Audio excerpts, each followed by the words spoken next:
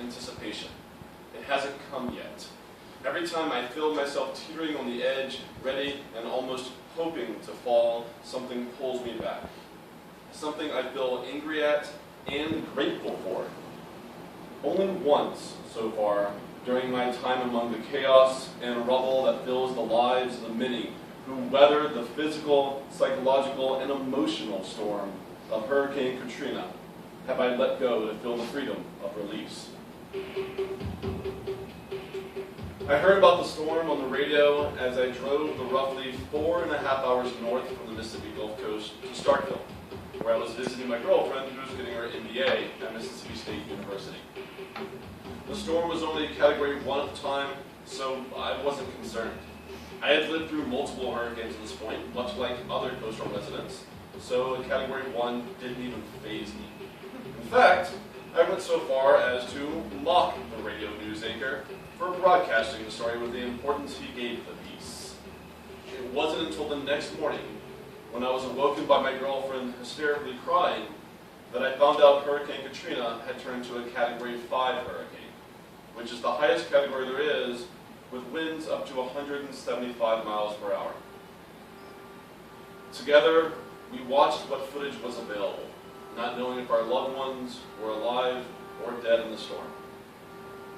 My girlfriend's mother has a house 5 blocks from the beach. We sat helplessly tracking the storm's northerly movement. I held my girlfriend as she cried, with her eyes wide open, staring at the TV screen as the same looped images of buildings underwater played their way around again and again, as the same voices expressing reassurance and giving assessments played over them. Taller buildings more inland than our mother's house sank beneath waves. When my girlfriend's phone vibrated with a text, alerting her that her mother was safe and the house had minimal damage, she shook with relief instead of with dread. 2 days later, I still haven't heard any news about my grandmother.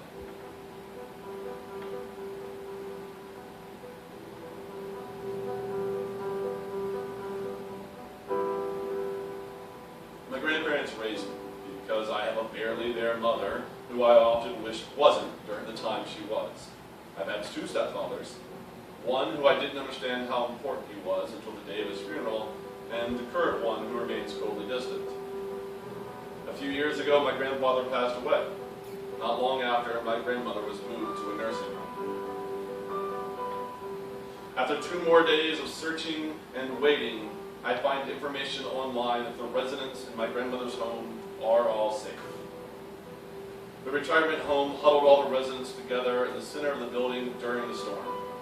Except for a broken window here or there and a loss of power for a few days, the home miraculously came through the violent attack of nature mostly unscathed. My girlfriend hugs me from behind, resting her head on top of mine, as I stare at the computer screen that tells me my grandmother is alive. A few tears slowly escape before I gather up my belongings for the trip back. There's no way to contact anyone at the home directly because all lines of communication are down.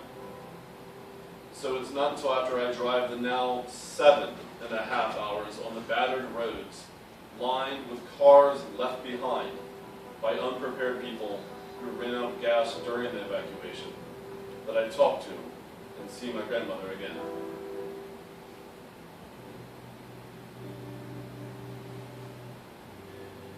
I walk into her room to find her lightly sleeping on her raised bed. A few feet away, a staticky TV shows the destruction of Katrina and relief efforts underway to help the many people affected along the coastal towns of Mississippi, Alabama, and Louisiana.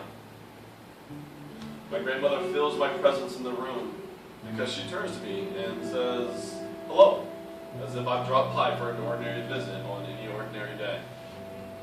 I move closer to her bed as I've been standing in the doorway until now and say hello back. Then, I ask if I can have a hug. She says sure. I lean forward to let her embrace me with her working right arm as the left side of her body has become debilitated from a stroke she had many years before. I hold her tightly, but not too tightly because I don't want to hurt her. I'm not sure how long we hold each other, but I do know I'm afraid to let go. Fear washes over me that if I let go, she might not actually be here. She could be my imagination come to life in some hopeful delusion. In this moment, I believe I share a minuscule part of the pain that those who lost loved ones to Hurricane Katrina must feel. My grandmother is old. She is weak. She will very likely not live on this earth much longer. However, losing her to this catastrophe would have felt like an injustice. Like she couldn't make her own peace and simply went out with the rough tide of the day that came black as night. That injustice, that great push and pull of anger and sorrow finally breaks me. And I begin to weep. Even if I want to hold back, I don't think I can. My grandmother, Granny, begins to cry too, telling me everything is going to be okay. Tears stream down my face, and for the first time, the salty water I taste isn't that which still wafts about the air in the aftermath of the storm.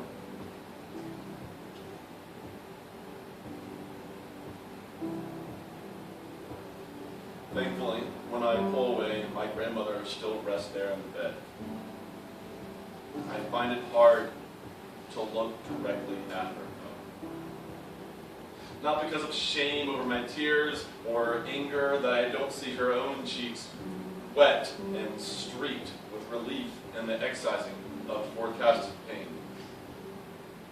I'm fairly certain I understand the reasoning for that. She's either lived through so many similar hardships, physical and otherwise, that my grandmother has become an expert at efficiently dealing with them, or, somewhat luckily for her, senility is kicking in more, and she's unaware of just how massive a storm Hurricane Katrina was. Avoiding her gaze isn't a way to stop myself from crying either, because I've already done so, having wiped my face dry by this point. My mind, body, and spirit merely unconsciously refuse to let me look in her direction, because I don't know if I can stop myself from crying again with joy that she's alive, or with the ghost of the fear I had when I thought I had lost her without the chance to say goodbye.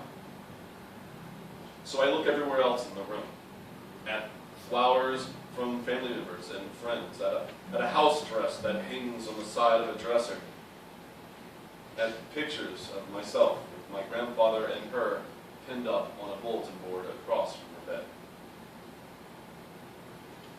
We talk for a brief period. I catch her up on a few things I consider important before telling her that I'll come back soon and stay longer next time. Right now I have things to do, a paycheck to secure, a new home to find. Later, I would have time. Later, I would have time for many things I need to do.